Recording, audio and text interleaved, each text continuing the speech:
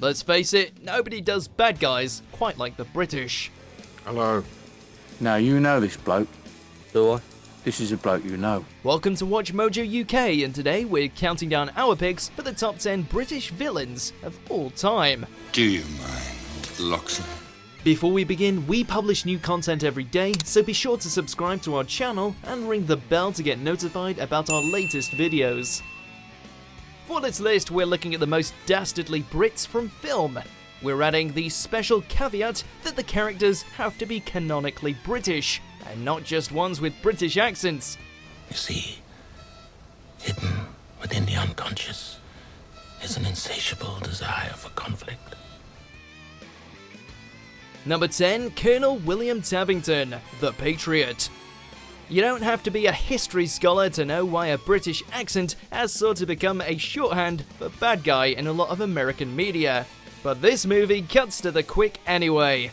Fire the house and barns. Let it be known, if you harbour the enemy, you will lose your head. A bloodthirsty British commander during the Revolutionary War, his depiction was so over-the-top evil that a public outcry arose, with accusations of character assassination against the real-life figure he was loosely based on. Before this war's over, I'm going to kill you. Why wait? Even if there are some creative liberties being taken here, his greasy locks, brutal tactics, and overall nastiness still makes him a despicable villain in our books. Plus, spoiler alert, he kills Heath Ledger. Unforgivable.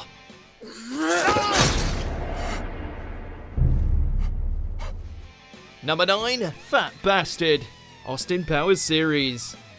Everything you need to know about this plus-sized villain is right there in his name. He's really big, and he's a real jerk. Oh, I'm a hard case, he says. Well, listen up, City Jim. I ate a baby! Of course, his name does omit one important quality. He's also really, really gross. Not because he's fat, but because, well, let's just let the film speak for itself. Come here, I'm gonna eat you! I'm bigger than you, I'm higher in the food chain! Get in my belly! To his credit, he does seem to be trying to turn his life around by the time of Goldmember, making efforts to lose weight and be less of a, well, you know what. But he makes for such an over-the-top villain that it's hard to see him as anything but a bad guy. Then Legitimate just doesn't have the same ring to it. Thank you! I do have a little bit of excess skin, though. Number 8, Ajax, Deadpool. You have to be a real piece of work to get on the Merc with a Mouth's bad side, since Deadpool himself isn't exactly an angel. But apparently being a sadistic overseer of a clandestine effort to generate mutant super soldiers is more than enough.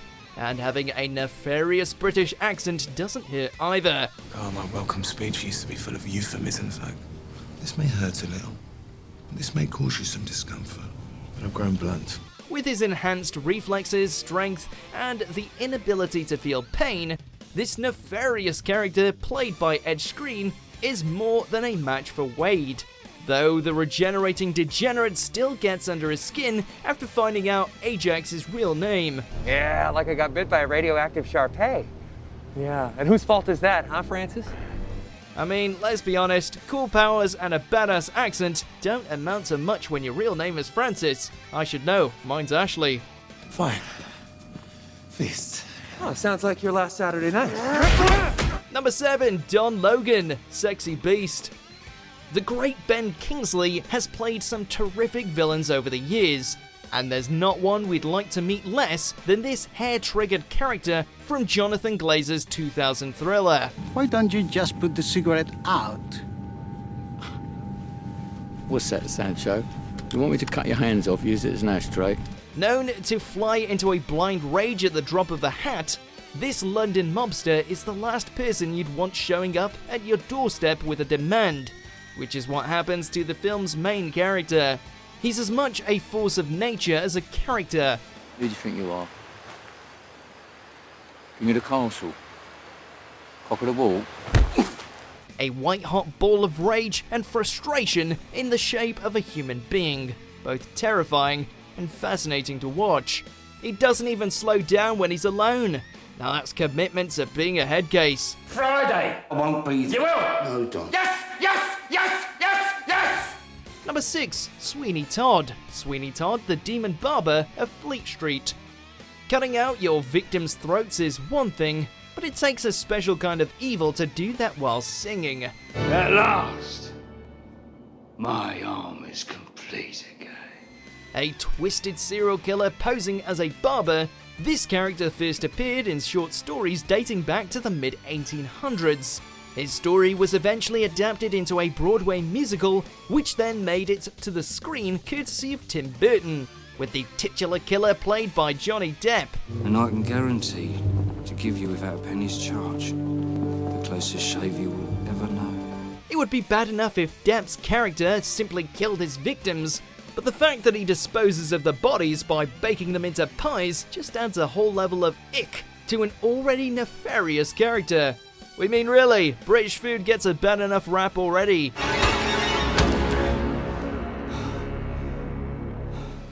Number 5. Miss Trunchbull, Matilda.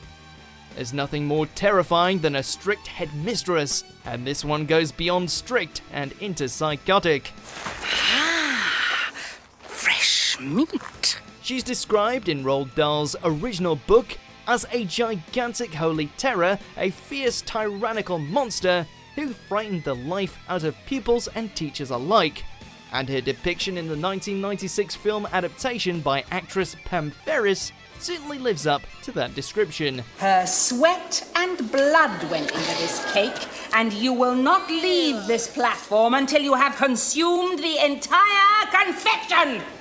When she's not verbally abusing the students under her care, she's literally picking them up and throwing them. Something that should really have had Child Protective Services on her case years ago.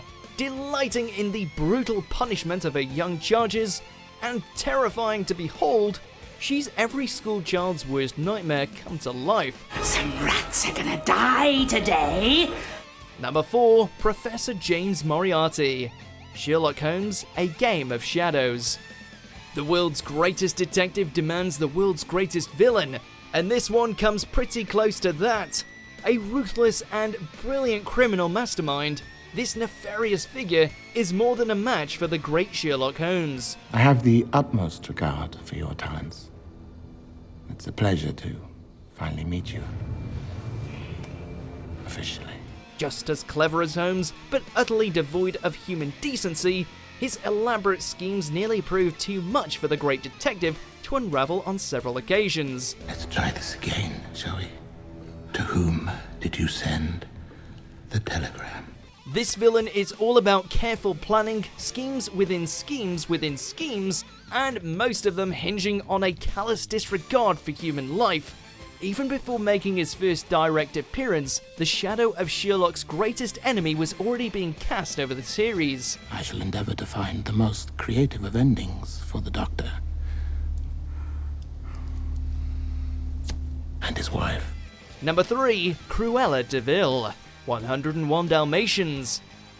This fashion-obsessed femme fatale is cruelty personified. After all, it's in her name. 15 puppies! How marvelous, how marvelous, how perfectly... Obsessed with being the best-dressed villain out there, this iconic Disney villain has an ever-expanding collection of fur coats, and that collection apparently won't be complete without a genuine Dalmatian coat. In order to achieve this goal, there's almost nothing she won't do, up to and including the kidnapping of the titular Dalmatian puppies. And the job better be done or I'll call the police! Do you understand? She's pretty much the epitome of the heartless, conniving upper-class aristocrat, fixated on her own gain and nothing else. One would think that the kidnapping and murder of a score of adorable pups would be a bridge too far, but not for this villain. They're somewhere in this village and we're going to find them. Now get going! Number 2, the Sheriff of Nottingham, Robin Hood, Prince of Thieves. Finding a better actor than Alan Rickman at being deliciously evil is almost impossible. and he turned all of his talents for portraying villainy towards Robin Hood's arch-nemesis. Loxley! I'm gonna cut your heart out with a spoon! While his head of 80s-tastic locks isn't exactly period authentic, Rickman's performance as Robin's iconic foil is a gleeful Ferris wheel of spite and malice, to the point that it's kind of a letdown whenever he's not on screen. What are you looking at? He chews scenery, mugs for the camera, and even threatens to cancel Christmas. Now that's just next level evil. Cancel the kitchen scraps for lepers and orphans. No more merciful beheadings. And call off Christmas. Number 1. Lord Voldemort, Harry Potter series. When you think of the phrase Dark Lord, it's hard not to immediately jump to Harry Potter's arch-nemesis, played to villainous perfection by Ralph Fiennes in the film series. The boy who lived. How lies have fed your legend, Harry. A powerful and endlessly creepy wizard, this iconic baddie is obsessed with maintaining the purity of wizard bloodlines by eliminating wizards with non-wizard or muggle heritage. He's also determined to live forever and achieve ultimate power, so, you know, standard villain stuff. It was foolish of you to come here tonight, Tom. The orders are on their way. By which time I shall be gone. And you shall be dead. Fiennes brings an unmissable energy to the role, playing he who shall not be named as part despotic overlord, part creepy cult leader. And the results of this thespian alchemy are terrifying, captivating, and unmistakably British. Harry Potter is dead!